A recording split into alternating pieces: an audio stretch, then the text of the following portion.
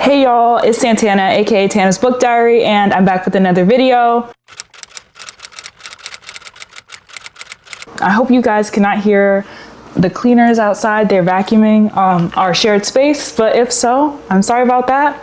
But yeah, based off today's video title, I will be ranting about the Pitt. I don't know if anyone cares about my opinion about the Pitt. I don't know if anyone cares about the show The Pitt, but it's on right now. I think we're currently at episode 13 or 12. So we're almost done with the show actually. So I feel like this is a good time for me to film this video.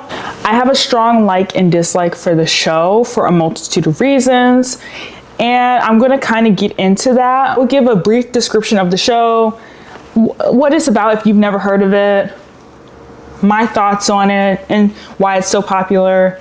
And then I'm just kind of going on a unscripted rant. I have this part, like I'm looking down at a script, and I say that loosely. I am not like the commentary girlies who I love watching, who have full-on scripts and essay long points. I don't have that. I'm kind of just going based off the top of my mind. And I was able to put some of it down in my notes, but a lot of it is kind of just off the dome. First, I want to acknowledge this is not book content at all or bookish related. I kind of want this channel to just be kind of a catch-all of everything I enjoy. Books is one of the main things I do like, but I also like other forms of media, and that is TV and movies. So I will probably be talking about that a little more, especially now I'm kind of in a low-key reading slump. I just finished a book or two for the month of March. My first book was Happy Land by Dolan Perkin Valdez. I hope I'm saying her name right. Like that was the first book of this month that I finished. I will talk about that in another video, which will be my first quarter book wrap. So hopefully that'll be out in a couple weeks.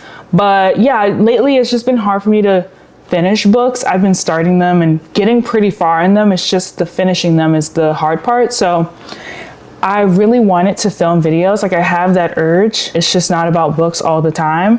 And I haven't been doing anything worth like vlogging. So that's also why I haven't been able to do that. So hopefully in the next couple months I can do that. But anyways, I just wanted to do this video because I wanted to get something out to you all, but I also have been itching to do this. Like it's been in my notes since February. I'm looking at the date. So anyway, let's get into it. So first, what is The Pitt? So The Pitt is a medical drama show on HBO Max.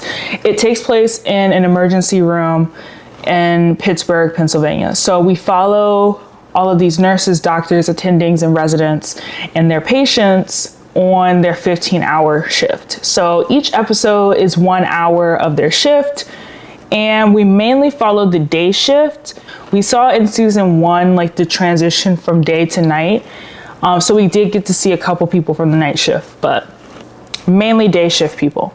And so this show discusses like the heavy hitting topics that I think a lot of people are very interested in. I feel like a lot of shows are talking more about real world problems, but I think the way that this show is doing it is very more real than most shows. Like think 911. Or think any TV show post 2020, honestly, when everyone had an episode or episodes about Black Lives Matter, when people had episodes about police brutality, about medical racism. I think more shows are starting to be aware that there is an audience of people that would enjoy seeing this on screen, but also to portray the truth. So this show hit it in its first season. Within the first couple episodes, they talk about medical racism.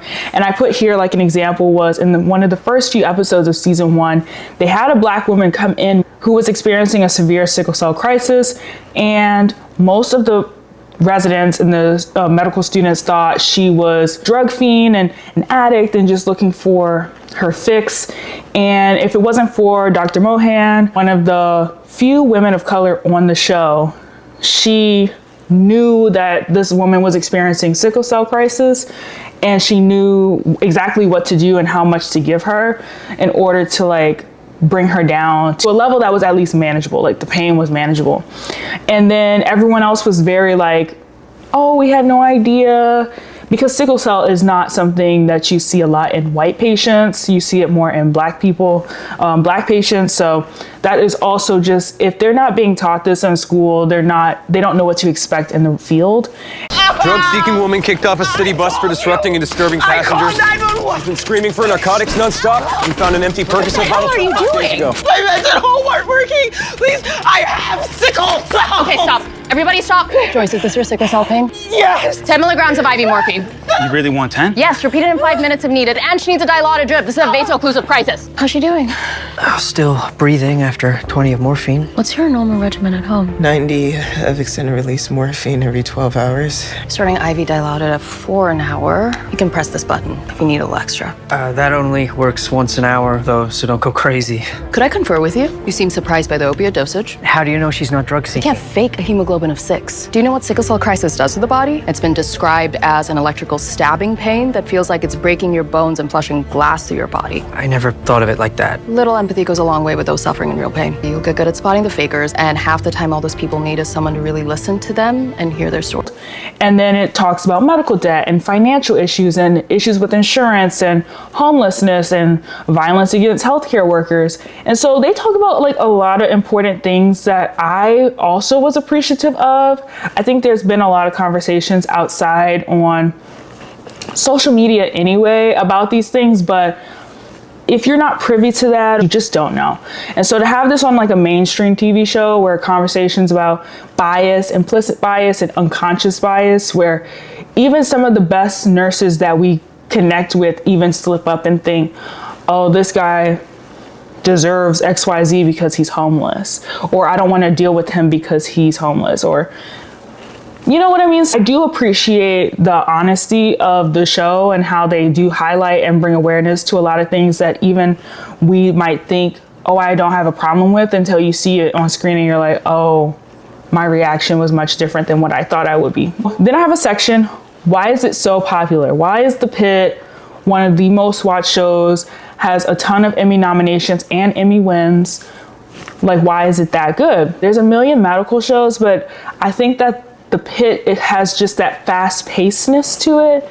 It has that attention grabbing, like every surgery, every procedure, every patient, you start in, you see everything. They're in their rib, they're pumping their heart, their foot is halfway off, you know, their face is kind of melted off. Like everything is so real. The effects team is killing it. Like I just can't believe how much work they put in, like the makeup department, the effects team, like it's just absolutely crazy. The different type of people, like patient wise, that they feature are also why people like it, because I feel like everyone can resonate with one character or another. It's just something everyone can kind of grab onto. I think the structure of the episodes being so quick and fast paced keep people engaged. And I know it's a rising topic of like people are losing their attention spans and it's slower, and not slower, but shorter, and people just want something quick and easy to digest. I think that this show does a really good job at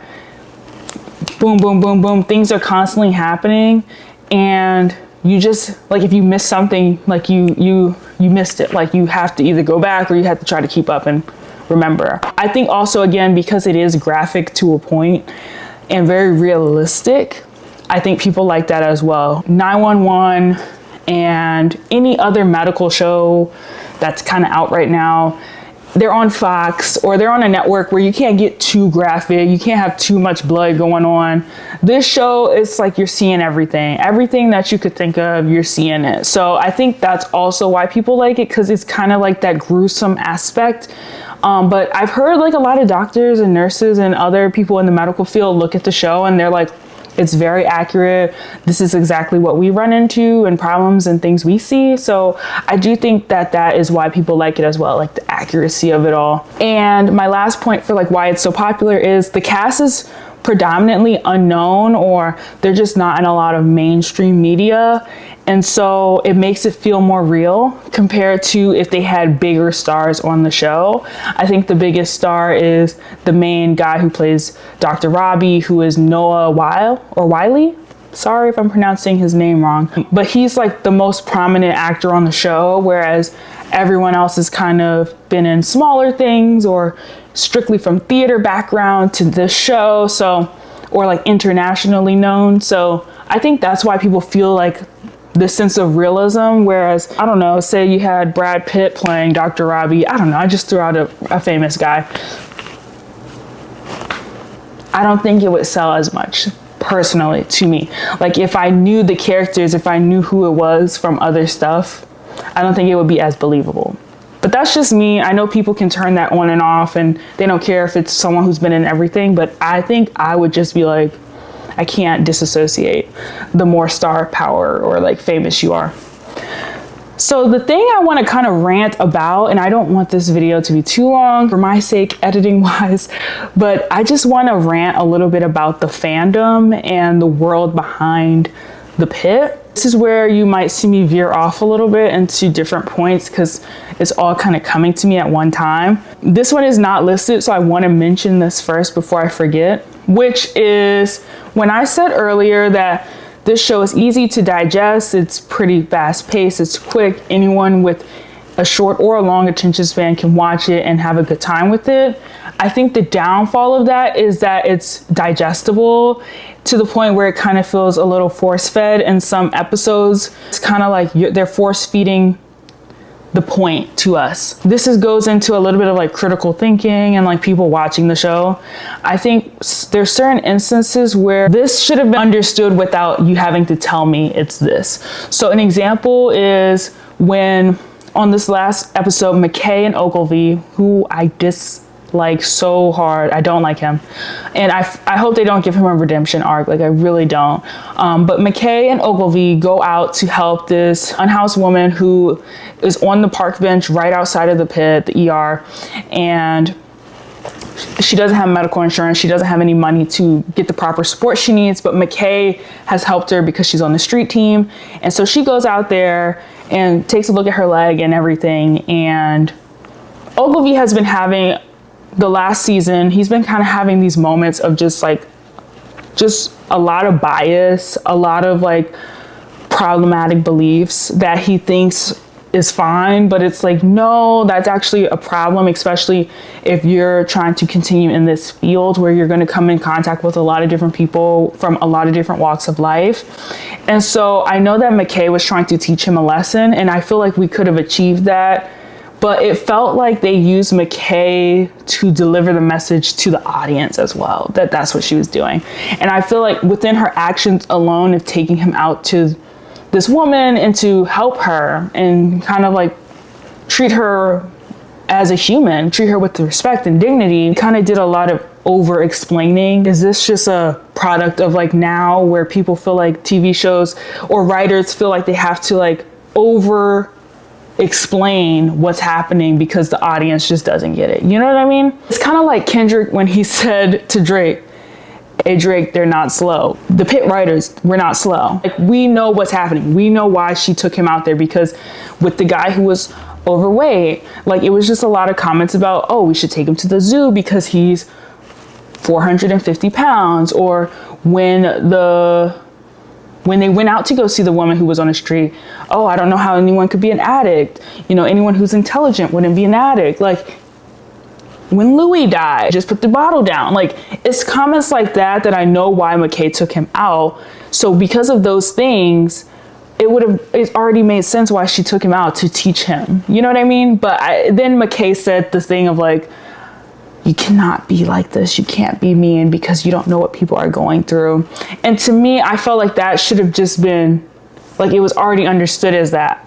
And hopefully my point is coming across correctly. I am glad that they're taking time to acknowledge that everyone deserves to be treated with dignity. Everyone deserves to be treated with respect, with asterisks, because certain people are really bad people. It's a lot of over-explaining sometimes in this show. And sometimes I feel like it's also like a lot of white saviors in this show. And that's where I kind of am like, that's where I have a little bit of gripe. But on the flip side, sometimes I get online like TikTok and I see people's think pieces about each episode, and I'm like, oh wait, you guys actually don't know what the heck you're talking about. So this is why they have to very plainly explain why they do certain actions. And And I guess I could correlate this to books because I feel like a lot of books now are starting to over-explain the dialogue.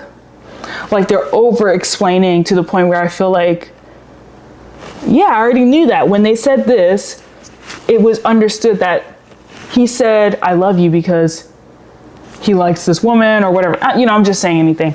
But now it's like, he said, I love you because he loves me. You know, like it feels like that sometimes with these shows where it feels like you're over explaining the point. The audience, some people really are missing all the points.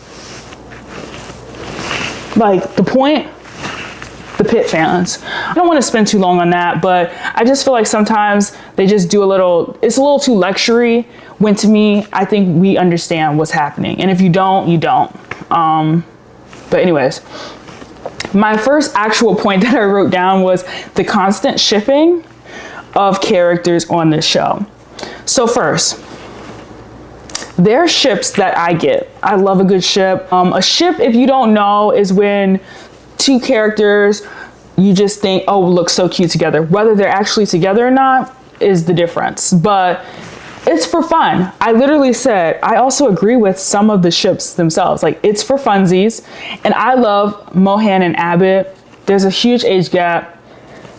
I'm not a big age gap fan at all, but I do think they're cute together. But I'm not going to stop watching the show if they don't get together. You know what I mean? Like, I'm not going to do that. I'm not that person. But the ones that I don't get are like the Robbie and Whitaker or the Robbie and Langdon. It's just very scary to me. That's scary territory, because also it just feels very like white man centered and male centered, period. And I feel like we lose the plot. But the ships that, like, to me, the ones where the relationship is actually like hinted at, like in the show is actually hinted that they actually did have relations, which is like Collins and Robbie. Miss her so much. I wish she was on season 2. I don't know what the heck happened behind the scenes, but she was one of the few black women on the show, and her and Kira, character who is the social worker in the first season, happened to disappear. The only 2 black women, by the way. Anyways, but Collins and Robbie, it was clear as day that they had relations, and then they confirmed in like one of the last episodes she was in that they did go out and date, and that, you know, it didn't work out, whatever the case. But like, no one talks about them.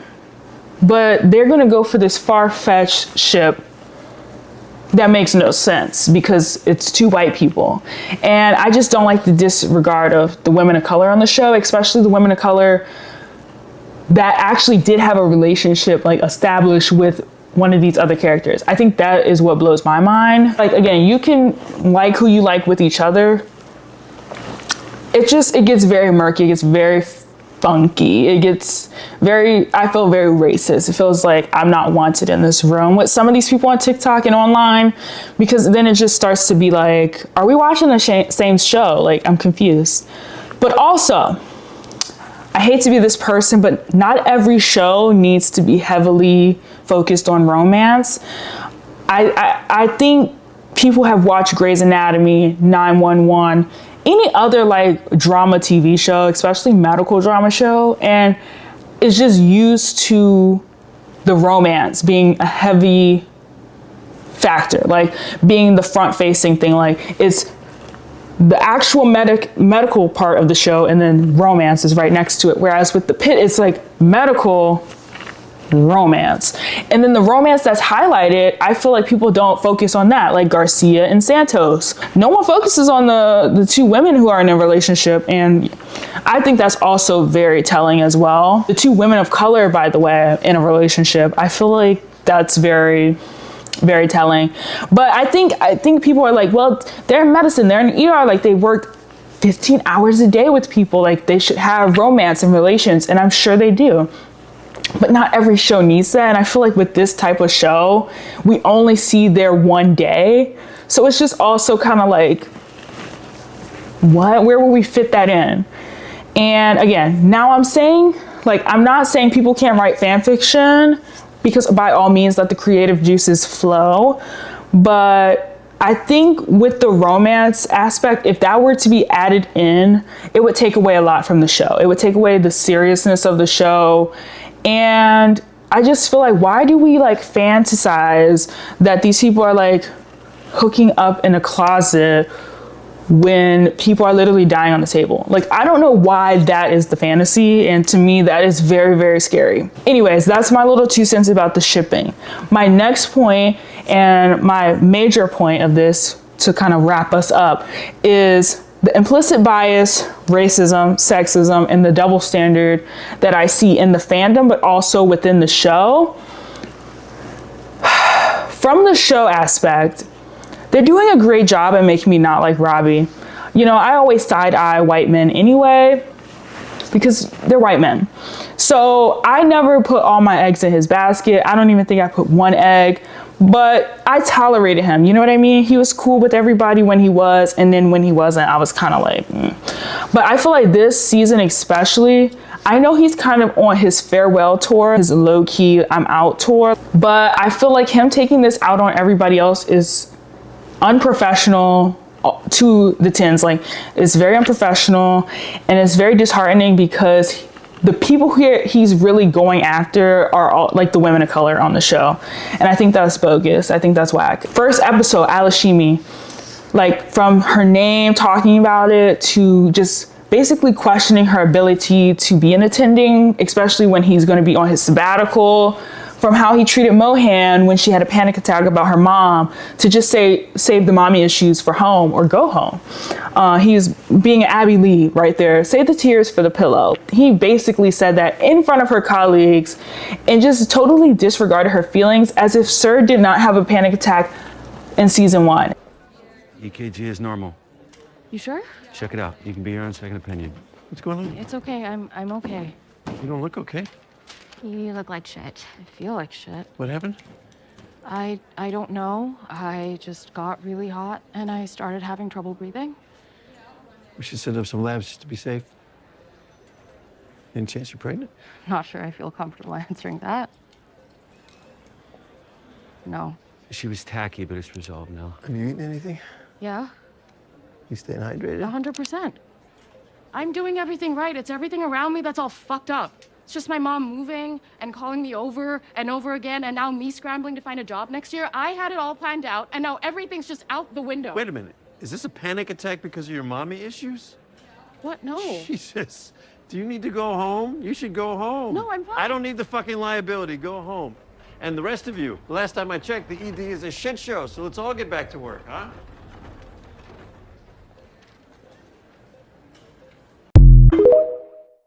I think I got very upset with that because it was like, leave your personal drama at home, when Dr. King, Mel, her sister, came in, had her issues. Her issue was resolved by Langdon. She yelled at her sister. She got mad. She stormed off. She was using the emergency phone to make personal phone calls. She did all of that. And though Robbie low-key disrespected her by asking her how she felt and then totally cut her off, he did not get in on her as much as he did with Mohan. Mel was lucky enough to be confronted by Dana, and Dana was like, girl, you gotta like save that for later. But she said it differently, because women say that stuff differently.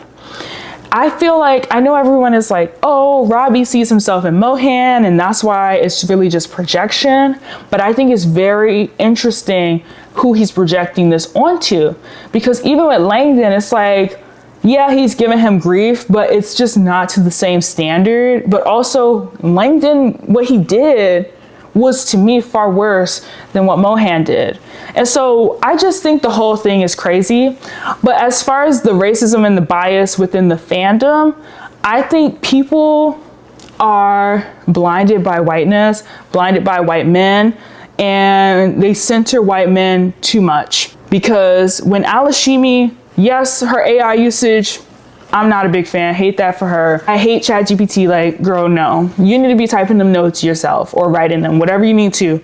We cannot trust these robots, sis. Even though I don't agree with that, it's like the fandom was dragging sis, like off break. Like, and I watched movie reactions and TV show reactions on YouTube, and they were dogging her, hate her, don't like her, can't wait for her to leave. Robbie is a saint and she's just this and he's misunderstood. And I just, it's the excuses for me. So that told me one thing. Two, the infantilization of Whitaker. Don't really like him. He's kind of weird looking to me. But you know, he's kind of like the white boy of the month, I guess, for like some people. But he's very mediocre. He's just a white man who can do his job like great. Everybody else is doing their job times 10 and being a woman. And so, you know, he's now the golden boy for Robbie. He's doing all the things. He's a doctor now. And to me, the audience makes him this, they treat him like he's a child, and it's very weird to me. It's very weird. I don't like how they talk about him. And everything he does, it's like he can do no wrong, even when he makes medical mistakes because of his own implicit bias. It's very weird. Very weird. When we saw the woman with endometriosis, I believe he was with McKay in that situation. He didn't want to move forward with prescribing the right medication. He just wanted to send her off and go home. And ultimately, they found out like she had endometriosis. Like, if you just sit down and like, and everyone's like, he's from Nebraska, he doesn't know. Okay, well, you're not in Nebraska anymore. Step it up. It's been a year or whatever. So woe is me, like you need to step it up. But it just seems like they baby Whitaker, and then it's like, even with Santos, who sometimes I really be like, girl, I can't with you. It's just the difference of response is very telling. The erasure / removal of Collins and Kira, the social worker, and any other black woman on the show. The only black woman on the show right now is Parker Ellis, and she's night shift. So we surprisingly saw her for like 2 episodes so far in season 2, because usually we don't see night shift till the end. But she's the only black woman, and she's barely there. And I think that the show, yes, Tracy Ifechor, I'm sorry if I'm pronouncing her name wrong, she decided to leave season 1 for whatever reason, or they wrote her off, or whatever the case. I think that they could have easily got someone else to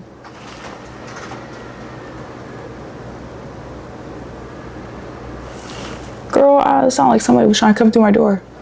I think that they could have easily replaced her with another black woman or something. I just feel like to have 2 pivotal black women who were in the show, because Collins was like the voice of reason, which she should not have to be, but she really got through to Robbie, like, you're being an a-hole. You're not understanding the problem with you yelling at people. You know what I mean? Like, she actually was the one that people really liked. People were going to. And Kira was the social worker who actively was involved in every case, especially when she was needed. So I just feel like this whole thing is just bogus, that neither of them are there, and Kira took a day off or whatever they wanted to say. I just think it was trash. And my last main point is everyone being very understanding or empathetic when it came to the white men, i.e. Langdon taking drugs from a patient, Robbie dropping the ball when it came to that white teenage boy with his hit list. But as soon as a woman makes a mistake, so Santos' bedside manner not being the best, or Alishimi going against the grain and doing a surgery that's not well received, or when she is doing something, the AI, I don't like the AI, but suggesting AI or pamphlets or something that can increase the audience score or the patron score, it's considered to be a problem. And I just don't like that. I don't like it. So that's my little spiel about the Pitt. I love the show. I love what they're talking about. There's certain things that I'm like, okay, we kind of missed the mark. I know that this latest episode with the ICE officers coming in and bringing in the woman, the undocumented woman, I know some people have said that's very unrealistic. They would not even do that. They wouldn't take someone to the ER. They would do much more damage. I know that some of that part was not realistic, but I also saw some good critique, as well as like how Robbie handled the situation, which was very poorly, actually. Just getting a rise out of the officers because ultimately they would take it out on her in the end. And I just don't think he really fully processed what the heck was going on until Jessie, the white male nurse, was arrested. And maybe that's the point. Maybe that is the point, to show that he is still a human, he's still flawed. But I just think that's crazy to me. But anyway, I don't want this video to be too long. It probably already is. But thank you for sticking around for this whole video.